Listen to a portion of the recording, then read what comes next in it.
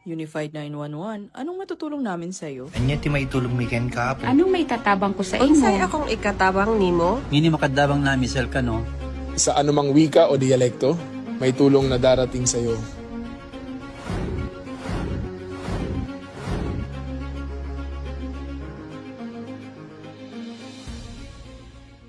Lilingkod sa bawat Pilipino at magbibigay ng tamang impormasyon para sa tahimik at maayos na Pilipinas. Police News Network, alagad ng batas, tagapagtaguyod ng balitang pulis, sandigan ng mamamayan, patnubay ng katotohanan.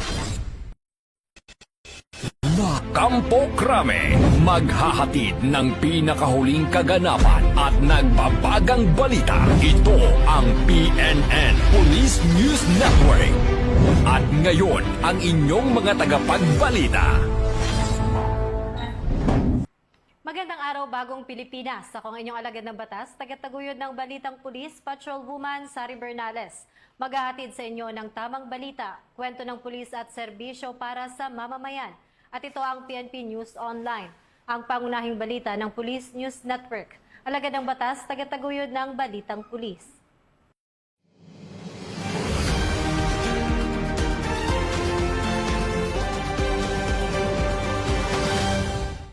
Narito ang mga balitang hatid ng ating PNN correspondents mula sa iba't ibang panig ng bansa.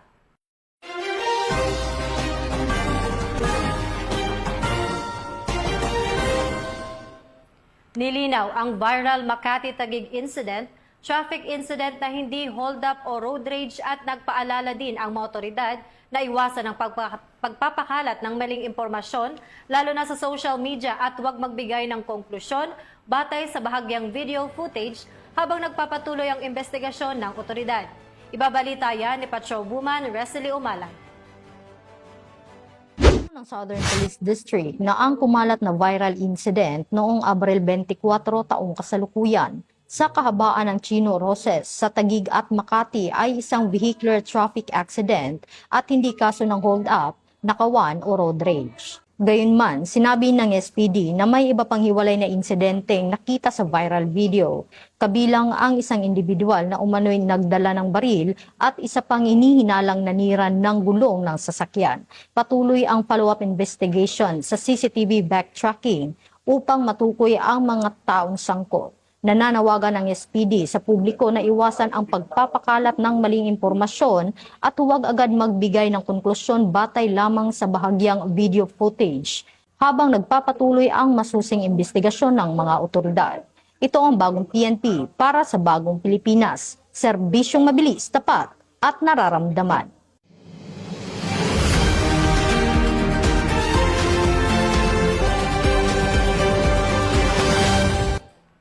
Maraming salamat, Patrolwoman Umalay. Level up kabataan, build your worth, own your choices, shape your future. Ang naging tema ng 3 araw na Youth Development Session kung saan nakilahok ang mga miyembro ng Kabugo PNP na ginanap sa Kaliyat Integrated School. Ito ay naglalayo na hubugin ang kamalayan, kakayahan at disiplina ng mga kabataan. Ang magandang balita ay hatid ni Patrolwoman Lixen May Saweran.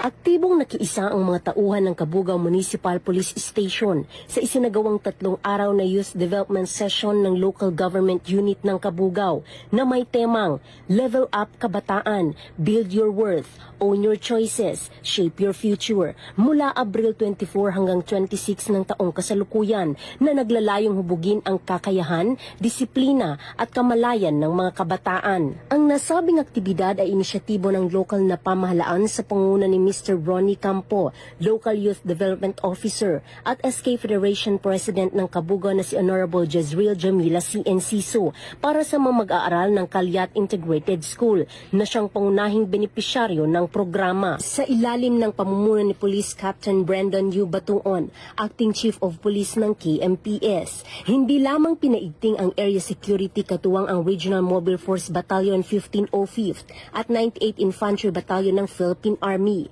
kundi aktibo ring nagsilbing facilitator ang mga ito sa iba't ibang aktibidad ng programa. Bahagi ng YDS ang paghahati sa mga kabataan sa iba't ibang grupo, kung saan bawat grupo ay may nakatalagang guardian na binubuo ng isang miyembro mula sa PNP o AFP na nagsilbing gabay at tagapayo ng makalahok sa buong duration ng aktibidad. Nagsilbing resource speaker ang mga tauhan ng KMPS sa pagtalakay ng crime prevention at kampanya laban sa iligal na droga na naglalayong mapalawak ang kaalaman ng mga kabataan at mahikayat silang maging responsable at mapanagutang mamamayan. Dumalo rin sa programa si Vice Governor Honorable Kyle Maria Chelsea Bulot Kunan na nagbigay suporta at inspirasyon sa mga kabataan. Samantala, namahagi rin ng mga linen shopping bag mula sa tanggapan ng Vice-Gobernador ng Apayao bilang karagdagang suporta sa mga kalahok. Patuloy ang Apayao PNP sa ilalim ng pamumuno ni Police Colonel Rigel B. Santa Maria, Provincial Director ng Apayao Police Provincial Office, sa pagsusulong ng mga programang nagpapatibay ng ugnayan at pagtutulungan ng PNP, AFP at lokal na pamahalaan tungo sa kapakanan ng kabataan at pagbuo ng mas ligtas, maalam at responsableng pamayanan. Mula dito sa Kabugao, Apayao, Cordillera, ito ang inyong Police News Network correspondent, Patrolwoman Lixen Reyes A. Saweran, alagad ng batas, tagataguyod ng Balitang Pulis. Maraming salamat, Patrolwoman Saweran. Mariing kinondena ng Philippine National Police ang insidente na kinasangkutan ng driver ng isang mobile patrol unit kung saan kumalat sa viral video post na lumalabag sa batas trapiko at paglalagay ng panganib ng publiko. Nanindigan ng PNP na pananagutin ang lumalabag sa batas sa loob ng organisasyon at papanatilihin ang kaligtasan ng publiko. Muling nakibalita dyan si Patrolwoman Rosely Umalay. Pinundina ng Philippine National Police ang insidente na kinasasangkutan ng isang pulis at itinalagang driver ng mobile patrol unit matapos kumalat sa social media ang viral video ng kanilang umano'y paglabag sa batas trapiko at paglalagay sa panganib ng publiko. Ayon sa PNP, kanilang iginalang ang ginawang aksyon ng Land Transportation Office, kabilang ang pag-issue ng show cause order laban sa mga sangkot. Nakikipag-ugnayan na rin umano ang PNP sa LTO kaugnay ng isinagawang investigasyon. Naninindigan naman ang PNP sa kanilang pangakong pananagutin ang mga lumalabag sa loob ng organisasyon at panatilihin na ang kaligtasan ng publiko sa pamamagitan ng responsable at malinaw na aksyon. Ito ang bagong PNP para sa bagong Pilipinas, serbisyong mabilis, tapat at nararamdaman.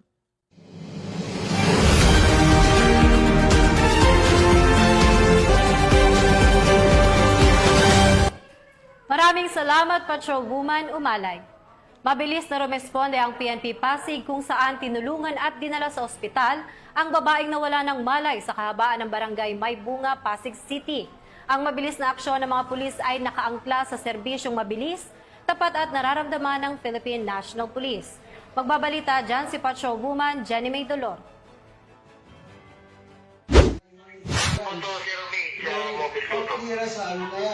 Nahulikam ang pagtakbo ng mga Police Pasig Tactical Motorcycle Rider Unit habang akay-akay ang isang babae na nawala ng malay sa kahabaan ng Serimundo, Barangay Maybunga, Pasig City.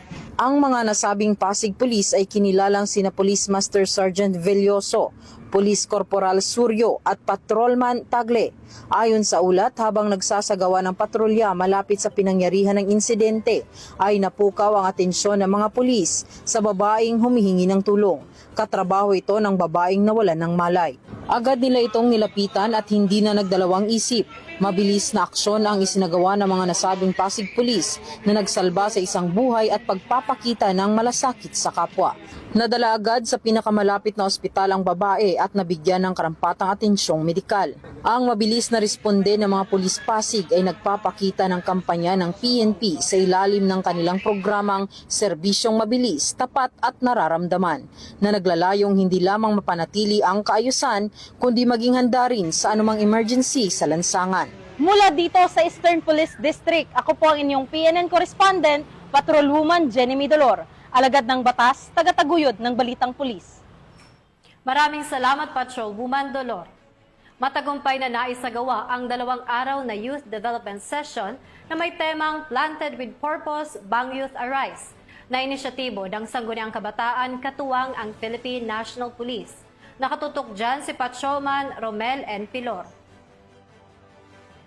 Sa temang Planted with Purpose, Bang Youth Arise, ang Ifugao Police Provincial Office sa pamamagitan ng Revitalized Police Barangay Team ay matagumpay na nagsagawa ng 2 araw na Youth Development Session na ginanap sa Barangay Hall ng Baang Hungduan, Ifugao nitong ika-23 hanggang ika-24 ng Abril taong kasalukuyan. Ang inisyatiba ay pinangunahan ng Sangguniang Kabataan ng Baang sa pamumuno ni SK Chairperson Honorable Jeremiah Paclio, katuwang ang mga barangay official sa pangunguna ni Barangay Captain Evangeline Pelahio at ng RPSB team mula sa 1st Ifugao Provincial Mobile Force Company sa pamumuno ni Police Lieutenant Colonel Dwight L. Fagian, ang Unit Force Commander, RMFB 15 Provincial Drug Enforcement Unit at ang Hunduan Municipal Police Station na nagsilbing facilitators at resource speakers. Tampok sa aktibidad ang mga inspirasyonal na mensahe mula kay Barangay Captain Pelahio, gayon din ang mensahe ng mga panauhin mula sa Ifugao Police Provincial Office na kinatawanan ni Police Lieutenant Colonel Jeffrey B. Vicente, Chief Police Community Affairs and Development Unit. Kaya naman, hinikayat ko kayong lahat na huwag magpaloko at huwag magpalinlang, huwag sumanib sa mga grupong tumutulig sa gobyerno. Ang mga kalahok ay sumailalim sa isang serye ng aktibong talakayan sa mga pangunahing issue sa lipunan tulad ng anti-illegal drugs, anti-bullying, gender sensitivity, alinsunod sa Republic Act 11313 o ang Safe Spaces Act at Anti-Terrorism Awareness. Kasama rin sa sesyon ang mga interaktive na aktibidad tulad ng paggawa ng banner, group activities, team building at isang makabuluhang tree planting activity upang itaguyod ang kamalayan sa kapaligiran at pakikipag-ugnayan sa komunidad. May mga seminar din tayong kinakandak para sa kanila para mahubog ang kanilang leadership skills. Nagtapos ang programa sa isang madamdaming pagbabahagi ng refleksyon at ng mga aral na kanilang natutunan mula sa aktibidad. Nakakatulong po itong youth development session, most especially dito sa mga youth kasi nagbibuild ng confidence as a kabataan and nagiging more responsible tayo sa mga aktibidad dito sa ating barangay. Ang aktibidad ang patunay sa pangako ng pambansang pulisya sa pakikipagtulungan sa mga lokal na pamahalaan at mga stakeholder upang hubugin ang mga kabataan na maging aktibo at responsableng miyembro ng kanilang komunidad. Mula dito sa Baang Hungduan, Ifugao, ako ang inyong PNN correspondent, Patrolman Romel Pilor, alagad ng batas, tagataguyod ng balitang pulis. Maraming salamat, Patrolman Pilor. Pinuri ng National Police Commission o NAPOLCOM ang Southern District Highway Patrol Team ng PNP Highway Patrol Group matapos nilang tanggihan ang 200,000 piso na suhol mula sa 2 dayuhan sa Rojas Boulevard. Patrolman Don Broses sa detalye. National Police Commission ang Southern District Highway Patrol Team ng PNP Highway Patrol Group matapos tanggihan ng alok na 200,000 pisong suhol sa isinagawang anti-carnapping operation sa Pasay City noong ika-16 ng Abril. Sa operasyon na aresto ng 2 dayuhan matapos matukoy na gumagamit ng peking plaka ang kanilang sasakyan sa kahabaan ng Rojas Boulevard. Sa gitna ng operasyon, sinubukan umano ng mga sospek na suhulan ng mga pulis kapalit ng kanilang paglaya. Ngunit pa rin itong tinanggihan ng mga operatiba. Dahil dito kinilala ng NAPOLCOM ang katapatan at integridad ng mga pulis na nagsisilbing huwaran sa hanay ng kapulisan at nagpapatibay ng tiwala sa publiko sa law enforcement. Ang pagkilalang ito ay nakaangkla sa PNP Focus Agenda, partikular sa integrity monitoring na layong palakasin ang disiplina, pananagutan at dangal sa serbisyo. Patuloy namang hinihikayat ang lahat ng kawani ng PNP na panindigan ang integridad at tapat na paglilingkod upang higit pang mapalakas ang tiwala at suporta ng mamamayan sa kapulisan. Ito ang bagong PNP para sa bagong Pilipinas. Serbisyong mabilis, tapat at nararamdaman.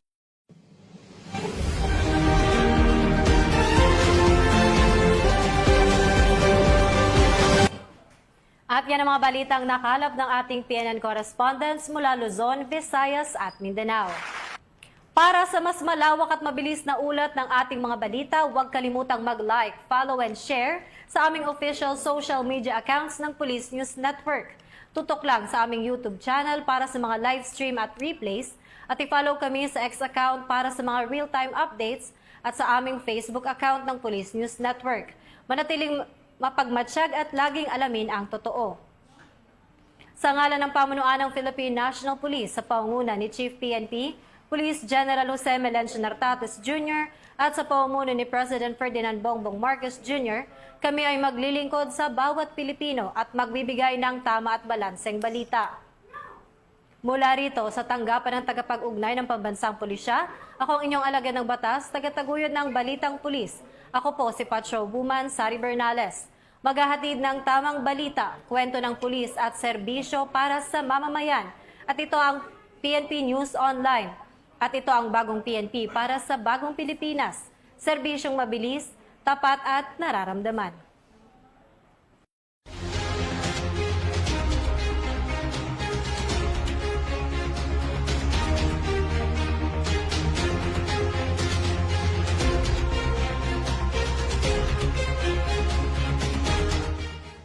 Police News Network, alagad ng batas, tagapagtaguyod ng balitang pulis.